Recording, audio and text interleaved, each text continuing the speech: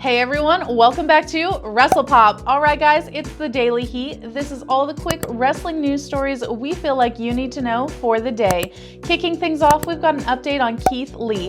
He has been missing in action on Raw ever since February, and until last week there was no information about it until Keith himself sent out a very vague tweet, but still he did not give any specifics, and now we know, it is being reported at least, that there is a medical issue going on with him, and there's no further information about it as to what he might be dealing with, be it an injury or something else, but here's hoping that he is back soon, and at least it's reassuring to know that he's not missing because Vince fell out of love with him. And speaking of missing in action, everyone's been wondering about Aleister Black since he has been missing for quite some time. Now, we did previously tell you that it was being reported that he was actually out due to injury and not due to requesting his release or anything like that, at least not so far, and now there's new reports stating that he has been seen at the Performance Center for the last several weeks, so it does kind of seem like he might be gearing up for his in-ring return. Now, while we're talking about wrestlers returning to the ring, Bryan recently gave an interview where he said that the Bella Twins do want to come back to the ring and that he thinks they're going to be back by 2022. But now here's the interesting part, guys. It's being reported that they're actually slated to make their return in the fall of 2021. So who's correct here?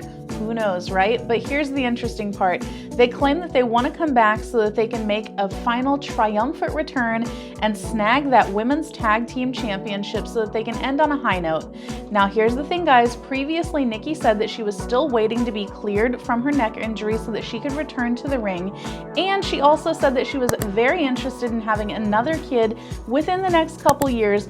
So I feel like the fall of 2021 makes a lot more sense for her timeline, but let's just hope that she can actually get cleared before then. Speaking of Bryan, he recently said that his contract is coming up soon and he's really struggling hard with what to do going forward. He said he's missing a lot of important moments with his kids and his wife, but that he loves wrestling so much, and he's really struggling with what does he choose, wrestling or his family. Now guys, we think that he's just working WWE just to get more money out of Vince, because let's face it guys, he loves wrestling. He is never hanging up the tights. Alright, all you Lucha Underground fans, rumors are that there's going to be a reboot of it coming. Now it might be a little difficult since most of the roster is actually working for other organizations, but the rumor mill is still going strong that there is going to be some sort of something going on, so just stay tuned for it. Speaking of Lucha Underground, Thunder Rosa recently gave an interview and she talked about her time with Lucha Underground, and she said that her very first match when she was still very green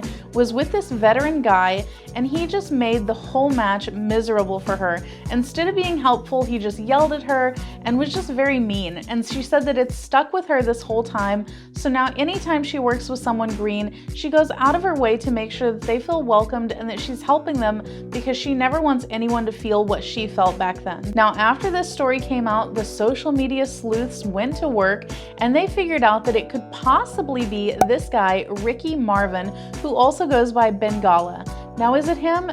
We don't know, but that's who everyone is kind of speculating that it could be. WWE banning the leg slap has been a very hot topic as of late, and now Bret Hart is throwing his 2 cents in about it. He recently gave an interview and he had some very interesting thoughts on it.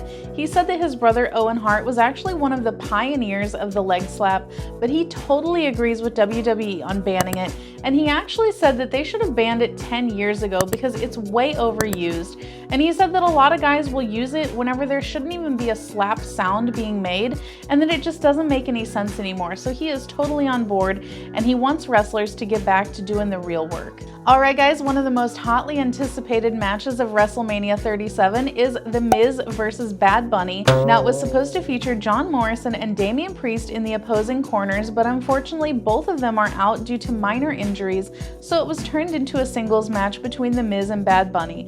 But they are still holding out hope that these guys could possibly heal up before WrestleMania, at which time they would turn it back into a tag team match. So it's going to be interesting to see what happens with this. Hopefully these guys can make it to the big stage. If you guys saw Fastlane, you probably saw the Old Spice skit featuring NXT superstar Rick Boogs. And good news guys, Old Spice loved it so much that they're going to be featuring him in 5 more vignettes, and they're also going to be bringing back a WWE legend, Hurricane Helms, to feature in one of the storylines. lines. Guys, if you're a wrestler, now is a great time to be in the industry. There is so many companies that you could sign with, and you see every day people being signed to new companies. And now the newest one seems to be Bobbi Tyler. She was previously featured on Stardom, and now it seems like she might have signed with WWE. She recently changed all of her social media handles, and it sounds like even though WWE has not made a formal announcement, she has signed with NXT UK. And guys, it looks like she will probably be pretty popular with the male fans. Good news for all of you wrestling fans in Ireland. WWE has announced that they recently signed a deal with Virgin Media Television to air 1-hour episodes of SmackDown and Raw in Ireland starting this month. They're also going to be airing a lot of the WWE documentaries, so this just looks like yet another step into their global domination. A fan recently went on Twitter to ask QT Marshall about the promo that he cut on AEW the other night, where he said that he pretty much never sleeps because he's always too busy helping AEW behind the scenes. And the interaction that this fan had with Tony Khan about it was pretty interesting. Let's get into it. The fan said, even with the typical AEW match being 20 minutes, no matter what, why is he not making it home in time for bed? He wrestles all night? Is there some underground graveyard shift for 8-hour-long matches that he has to work? I don't get it. And then QT responded, at Tony Khan and I stay up working, writing the next shows. We have week-to-week television.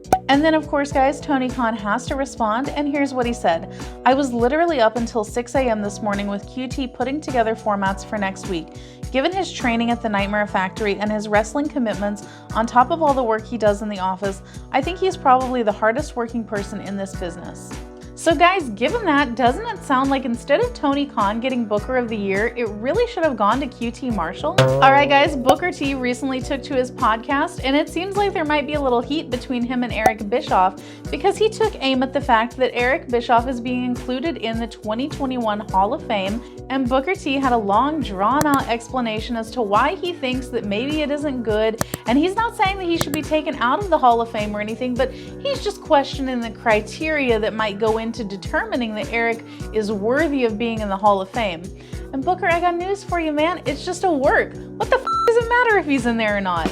But in all seriousness, guys, Eric Bischoff did bring us one of the greatest storylines ever, and that is the NWO. So he definitely is Hall of Fame worthy. On a recent episode of Grillin' JR, Jim Ross was asked about who was the best heel of the Attitude Era, and surprise, surprise, he said Vince McMahon. Now this should come as a surprise to absolutely nobody because Jim Ross is in fact the guy that kissed Vince McMahon's butt on national television, so why stop now, right? Next up, Bayley gave an interview talking about tag team wrestling, and she said that the guys that actually made her fall in love with it was FTR, known as the Revival, while they were in WWE, and she said that they just took her under their wing and taught her all of the psychology of tag team wrestling, and she really developed an appreciation for it.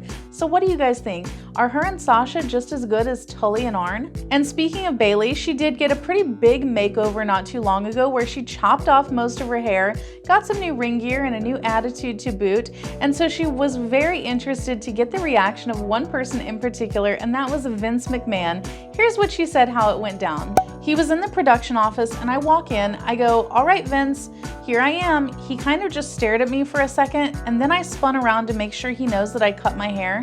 I did this awkward spin and he goes, it looks awesome. Bayley, honey, I got news for you. When he said it looked awesome, I don't really think he was talking about your hair. More like your derriere. Have you guys seen that thing?